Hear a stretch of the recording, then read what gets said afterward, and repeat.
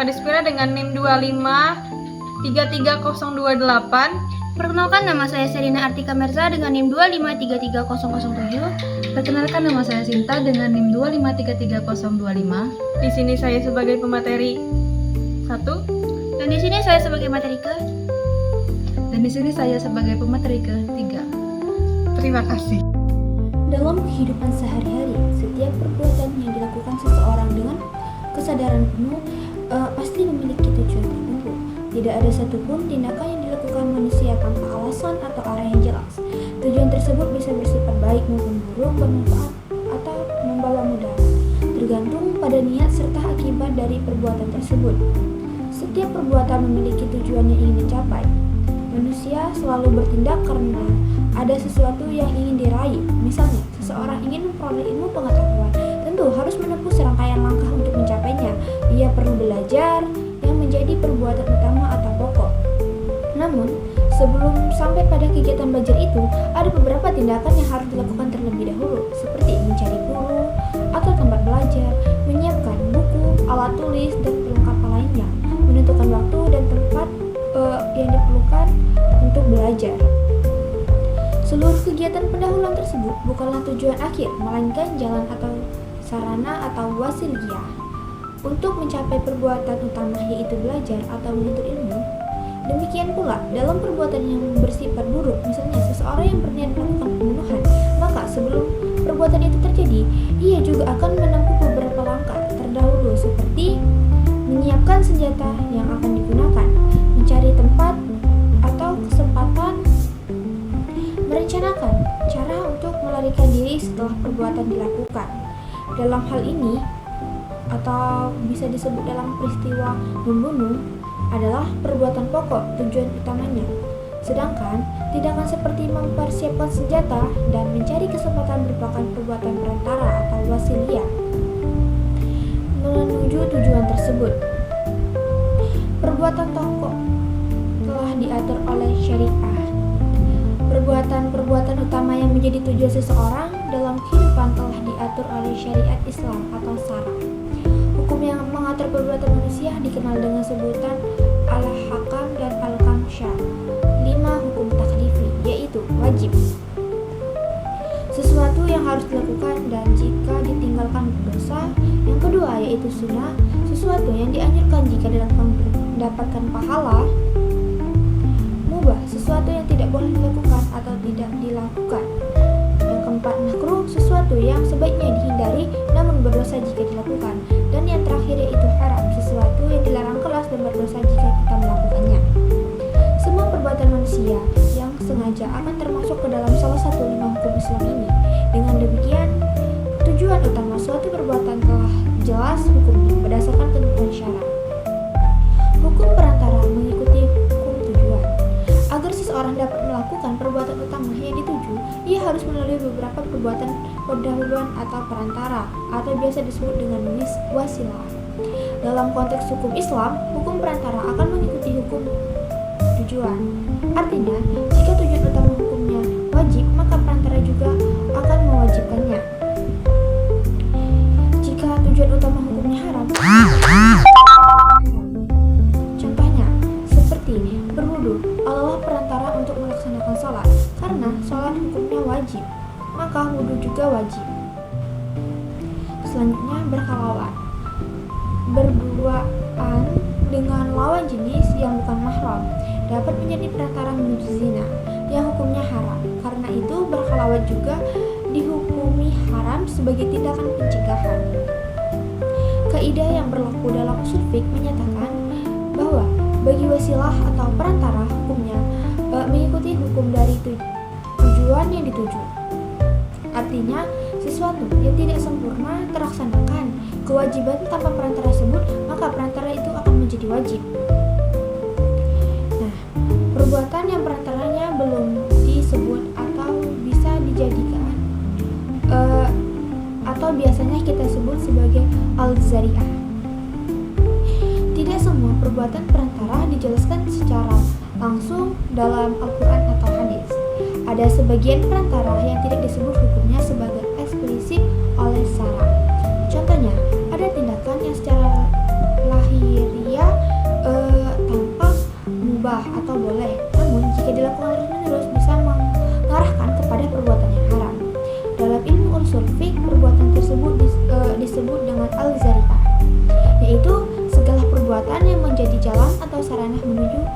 perbuatan lain, baik yang terpuji maupun tercela.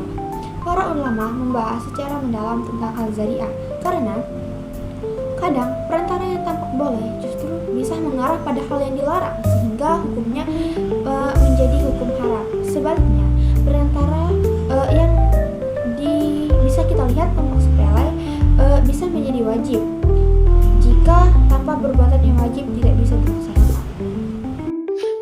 Assalamualaikum warahmatullahi wabarakatuh.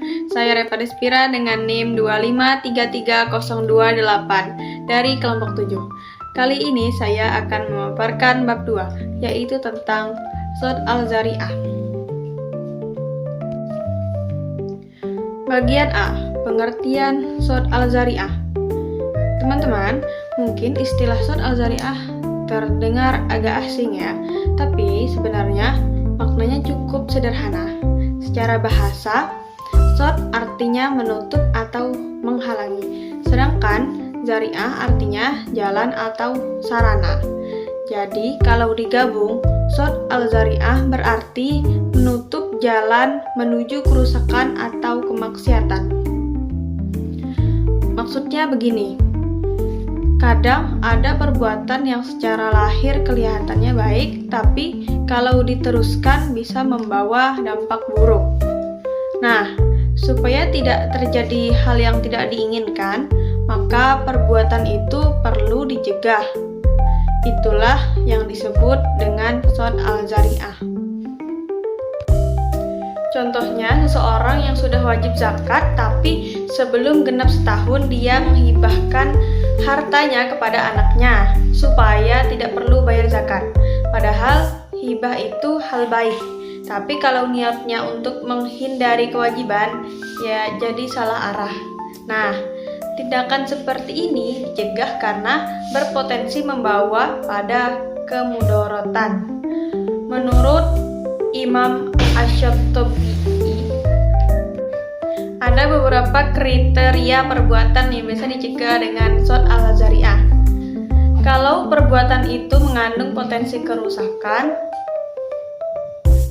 kalau kerusakannya lebih besar daripada manfaatnya, tapi kalau manfaatnya lebih besar, ya boleh dilakukan. Jadi prinsipnya sederhana, mencegah keburukan lebih utama daripada mengejar manfaat kecil.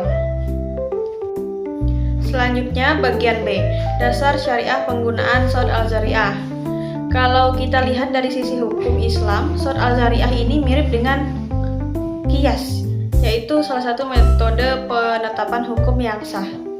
Memang para ulama punya pendapat yang berbeda tentang sejauh mana konsep ini bisa diterapkan, tapi sebagian besar sepakat bahwa Sod al-Zari'ah sangat penting untuk menjaga kemaslahatan umat.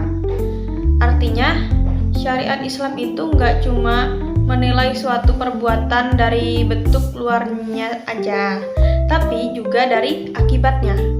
Kalau akibatnya berpotensi buruk, maka sebaiknya dihindari agar efek kedepannya itu tidak semakin. Ada dalil dari Al-Quran. Salah satu ayat yang sering dijadikan rujukan adalah Quran Surah Al-An'am ayat 108 yang artinya, dan janganlah kamu memaki sesembahan yang mereka sembah selain Allah, karena nanti mereka akan memaki Allah tanpa pengetahuan. Kalimat ini menjelaskan bahwa Allah melarang umat Islam memaki sembahan orang musyrik, bukan karena memaki itu haram secara langsung, tapi karena bisa memancing reaksi buruk mereka, bisa balik memaki Allah. Jadi, walaupun niatnya mungkin benar, tapi akibatnya justru bisa menimbulkan kerusakan yang lebih besar. Imam Al-Qurtubi menjelaskan bahwa ayat ini jadi dasar penerapan Sod al-Zari'ah, yaitu menutup jalan menuju kerusakan. Kalau sebuah tindakan bisa menimbulkan keburukan, maka sebaiknya dihindari sejak awal. Adapun dalil kedua dari hadis, walaupun nggak ada hadis yang menyebut istilah Sod al-Zari'ah secara langsung, tapi ada banyak hadis yang mencerminkan prinsip yang sama. Salah satunya hadis dari Imam Bukhari dan Muslim. Yang halal itu jelas, yang haram itu juga jelas. Tapi di antara keduanya ada perkara-perkara yang samar atau syubhat. Maka siapa yang menjauhi perkara syubhat berarti dia telah menyelamatkan agama dan kehormatannya. Artinya apa? Islam itu mengajarkan kita untuk berhati-hati terhadap hal-hal yang belum jelas hukumnya. Daripada terjebak ke hal yang bisa mengarah pada kemaksiatan, lebih baik dijauhkan. Nah, sikap berhati-hati inilah yang menjadi semangat dari Sod Al-Zariyah. Jadi teman-teman, kesimpulan Sod Al-Zariyah adalah prinsip pencegahan dalam hukum Islam. Intinya, kita tidak cuma dilarang melakukan hal yang haram, tapi juga dilarang melakukan hal yang bisa mengarah pada yang haram. Dengan begitu, Islam berusaha melindungi umat dari kerusakan, baik kecil maupun hal-hal besar. Kalau kita kaitkan dengan kehidupan sehari-hari, konsep ini bisa diterapkan di banyak hal, misalnya dalam pergaulan, bahkan penggunaan media sosial. Kalau sesuatu bisa mengarah ke keburukan, lebih baik kita hindari sejak awal. Itulah cara Islam menjaga kebaikan umatnya. Mungkin itu saja. Sekian pemaparan dari saya tentang bab 2 Sod Al-Zariyah. Terima kasih atas perhatiannya. Wassalamualaikum warahmatullahi wabarakatuh. Pandangan ulama tentang Saddu Al-Zariyah, pengertian dan dasar pemikiran. Secara bahasa, Saddu Al-Zariyah berasal dari dua kata. Yang pertama, Saddu berarti menutup, dan Al-Zariyah berarti jalan, sarana, atau perantara. Dengan demikian, Saddu Al-Zariyah berarti menutup jalan atau sarana yang dapat mengantarkan seseorang kepada perbuatan yang dilarang atau haram. Prinsip ini digunakan sebagai langkah preventif atau pencegahan agar tidak menjadi kerusakan mafsadah dalam kehidupan manusia. Dalam pandangan syariah, Islam tidak hanya melarang perbuatan haram secara langsung, tetapi juga melarang segala hal yang dapat menjadi perantara menuju perbuatan haram. Hal ini sejalan dengan tujuan utama syariah Islam. Maqasid al-syariah yaitu menjaga agama, jiwa, akal, keturunan, dan harta dari segala bentuk kerusakan. Tidak ada dalil yang pasti tentang Saddu Al-Zariyah. Para ulama sepakat bahwa tidak ada dalil yang tegas baik dalam bentuk nas atau ayat Quran dan hadis maupun ijma kesepakatan ulama yang secara langsung menyebutkan hukum penggunaan Saddu Al-Zariyah. Oleh karena itu, dasar penerapan bersifat ijtihadiyah. Artinya, ditetapkan melalui ijtihad atau penalaran mendalam dari para ulama dengan mempertimbangkan prinsip atau dengan hati-hati atau ikhtiyati dalam beramal agar tidak menimbulkan kemudaratan. Dalam penentuan hukum, ulama menjadikan pertimbangan manfaat dan mudarat, maslahah dan mafsadah sebagai pedoman utama. Suatu perbuatan oleh dilakukan apabila membawa manfaat, namun jika lebih banyak mendatangkan kemudaratan, maka perbuatan tersebut harus dicegah meskipun secara lahiriah tampak mubah atau boleh. 3. Penerimaan ulama terhadap metode Saddu Al-Zariyah. Secara umum, jumhur ulama, mayoritas ulama menerima menggunakan metode Saddu Al-Zariyah. Mereka berpendapat bahwa menjaga kemaslahatan dan mencegah kerusakan merupakan prinsip penting dalam menetapkan hukum Islam. Namun, para ulama berbeda dalam kadar penerimaan dan penetapannya, tergantung kepada pendekatan mazhab yang mereka anut. Mazhab Malikiyah atau disebut dengan pengikut Imam Malik termasuk kelompok yang paling banyak menggunakan metode Saddu Al-Zariyah. Hal ini karena mazhab ingin menekankan kemaslahatan umat, maslahah mursalah sebagai dasar metode penetapan hukum. Menurut mereka, segala sesuatu yang dapat mengantarkan pada kerusakan harus dicegah meskipun perbuatan itu pada dasarnya mubah. Mazhab Syafi'iyah dan Hanafiyah lebih berhati-hati dalam menetapkan syaddu al-zari'ah. Mereka mengakui prinsipnya, tetapi tidak menjadikan dalil utama kecuali apabila kerusakannya benar-benar jelas dan kuat.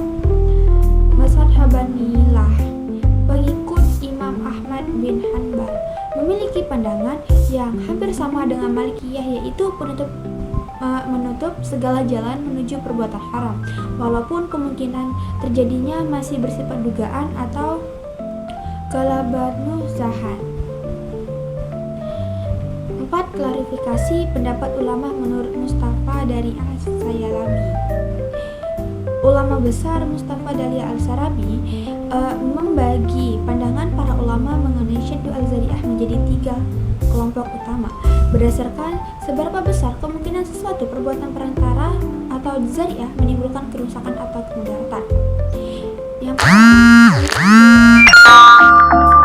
besar kemungkinan menimbulkan kerusakan. Jenis pertama adalah perbuatan perantara yang secara pasti atau sangat kuat dengan dugaan atau zan galib akan membawa pada kerusakan atau pelanggaran hukum. Jenis ini seluruh ulama sepakat untuk melarangnya atau ijma ulama.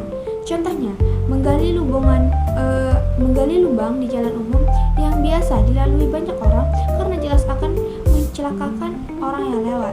Menjual anggur kepada pabrik yang membuat minuman keras karena hampir pasti akan digunakan untuk membuat khamar atau arak. Menjual pisau kepada orang yang akan diketahui akan menggunakannya untuk membunuh orang.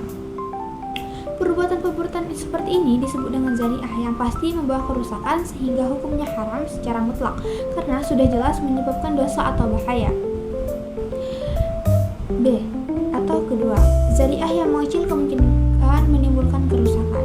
Jenis kedua ini adalah perbuatan perantara yang kemungkinannya sangat kecil untuk menyebabkan dalam hal ini. Para ulama sepakat untuk tidak melarangnya karena jelas untuk menutup jalan atau syaddu tidak cukup kuat.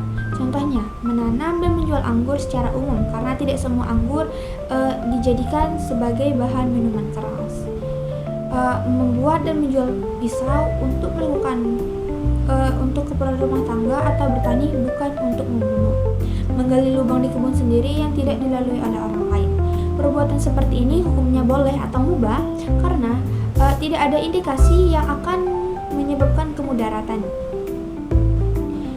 Yang ketiga, zari'ah yang terletak di antara dua kemungkinan atau masih diragukan. Jenis ketiga ini adalah perbuatan perantara yang berada di antara membawa manfaat bisa juga menimbulkan kerusakan. Dalam kategori ini terjadi perbedaan pendapat di kalangan ulama. Seperti Imam Malik dan Imam Ahmad bin Hanbal. Mereka berpendapat bahwa al-zari'ah ini sebaiknya dilarang karena langkah pencegahan lebih utama kemudaratan. Pandangan ini dikenal dengan prinsip mencegah lebih baik daripada mengobati. Sementara itu Imam Al-Syafi'i dan Abu Hanifah mereka berpendapat bahwa zari'ah jenis ini tidak perlu dilarang karena hukumnya asal segala sesuatu yang boleh atau al-syafufil asyari al-bahibhah kecuali jika ada dalil yang jelas mengharamkannya. Di sini saya sebagai pemateri ketiga akan menyampaikan materi tentang kasus-kasus sadd al-zari'ah kontemporer. Dalam amalia sehari-hari, sering dijumpai berbagai fenomena yang memerlukan suatu kepastian hukum baru secara syar'i. Berbagai model kasus kerap kali muncul di era modern, sehingga menuntun dinamisasi hukum Islam. Dengan demikian, seorang hamba diharuskan agar lebih berhati-hati dalam menentukan hukum baru tersebut. Kajian yang mendalam dengan didasari ilmu syariat yang kokoh serta keimanan dan ketakwaan yang tulus diharapkan mampu menuntun manusia seorang mukallaf kepada pengetahuan yang benar tentang hak dan kewajibannya, baik interaksinya dengan Allah maupun dengan sesama manusia. Adapun kasus pertama yaitu Di antara contoh permasalahan kontemporer adalah cloning. Majma' Buhus Islamiyah Al-Azhar di Kairo, Mesir telah mengeluarkan fatwa yang berisi bahwa cloning manusia itu haram dan harus diperangi serta dihalangi dengan berbagai cara.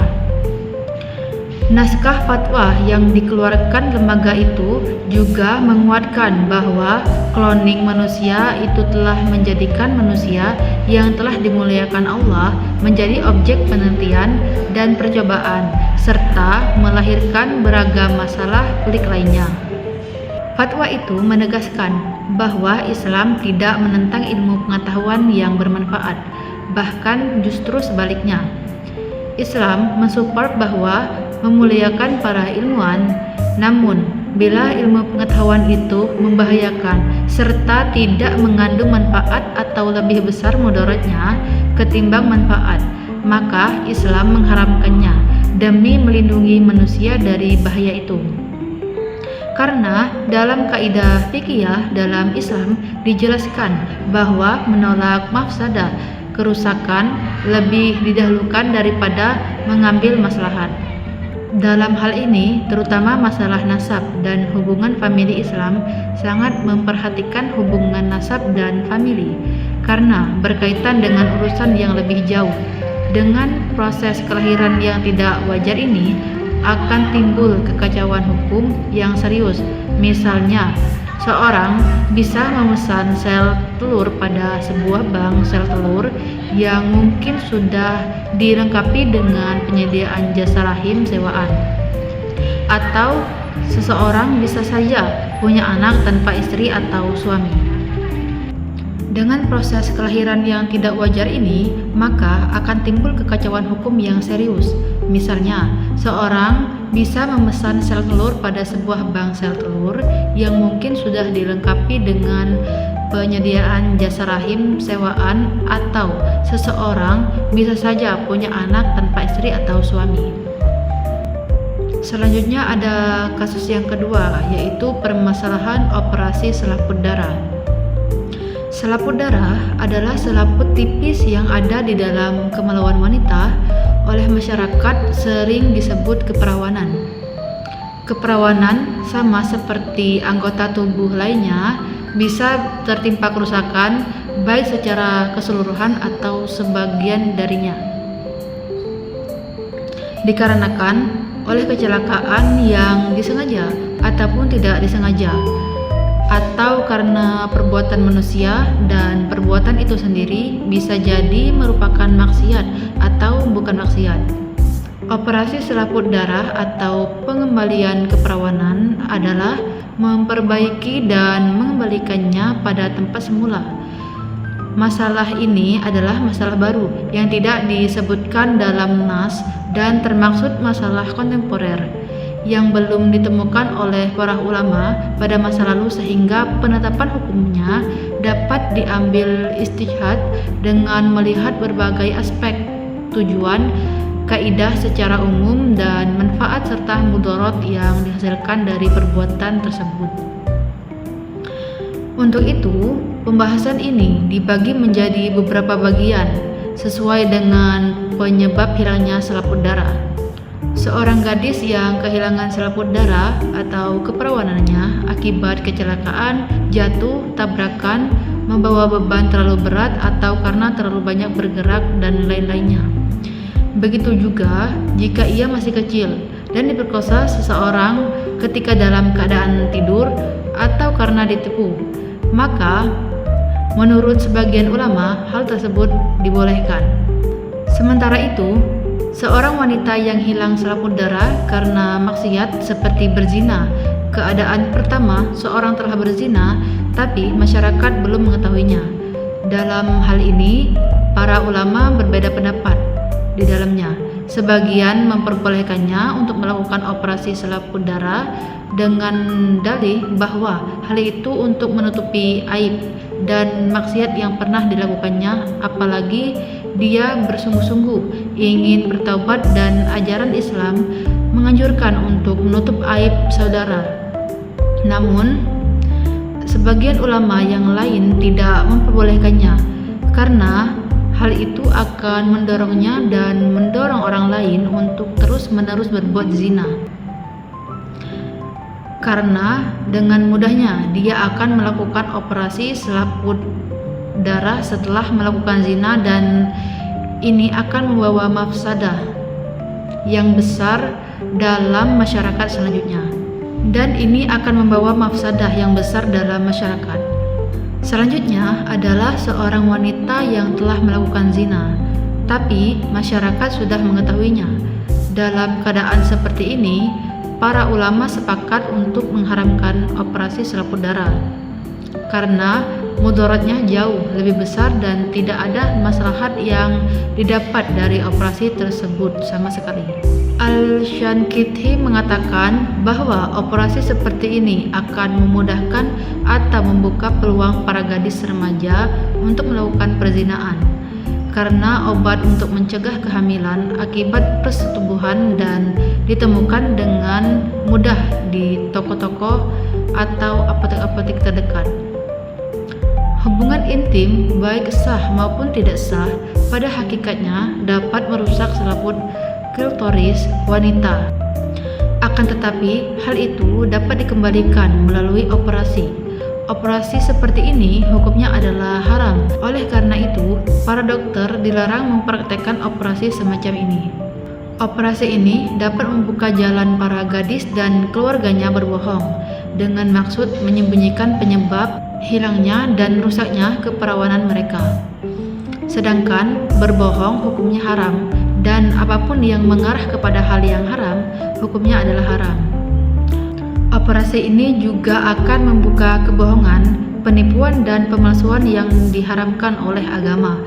Keharamannya merupakan kesepakatan ulama atau ijma. Mungkin hanya ini saja yang dapat kami sampaikan. Mohon maaf jika ada salah kata dalam penyampaian materi. Kepada Allah kami mohon ampun. Semoga bermanfaat.